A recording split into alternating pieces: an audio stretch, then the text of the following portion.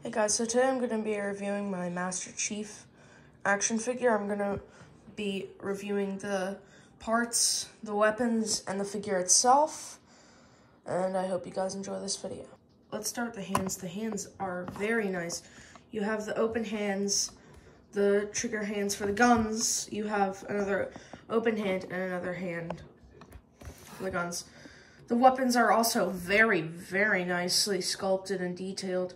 There's just one issue. You can see there's a crack there from when I put it in his hand, when I put the pistol in his hand. But overall, it's not that noticeable and fun. Moving on to the figure. So, here's the figure itself.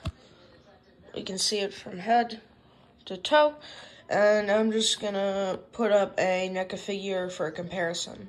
Scaled up to Jason, which I usually use for scaling. He is around the same height. I usually use NECA figures because I do stop motion and use them for play a lot. So I use NECA figures for scale because, let me just show you guys something real quick. I have the Star Wars figure right here compared to the NECA figures, which I usually use. These are much, much bigger, and these are smaller. So sometimes I do like the figures that are around same height as the NECA ones. The articulation is very, very nice on him. You can move his head left to right. You can move his arms. You can even move his feet like this and this. Move his torso up and down, left and right.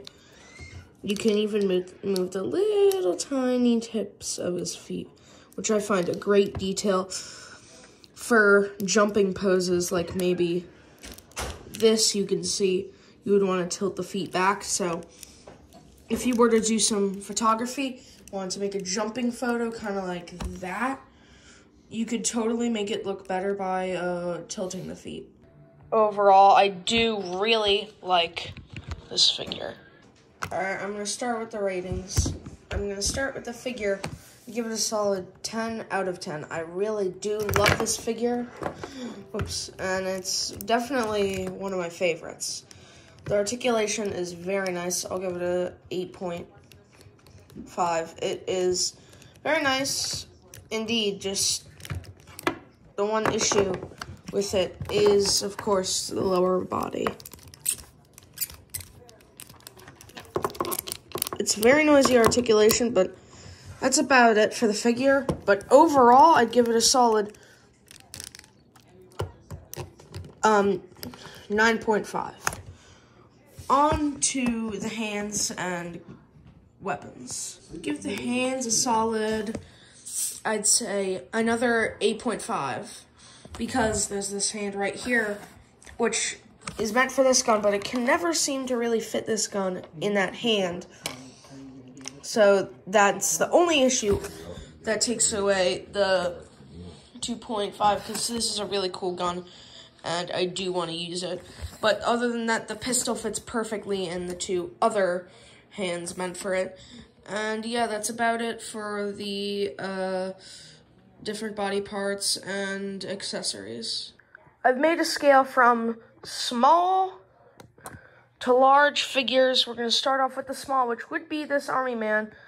Regular size would be this Star Wars figure right here. Medium would be around Jason's height, which is where we're actually going to put Master Chief, because that's where he fits. Around medium, I'd say. And over here is large, where our Mechagodzilla goes.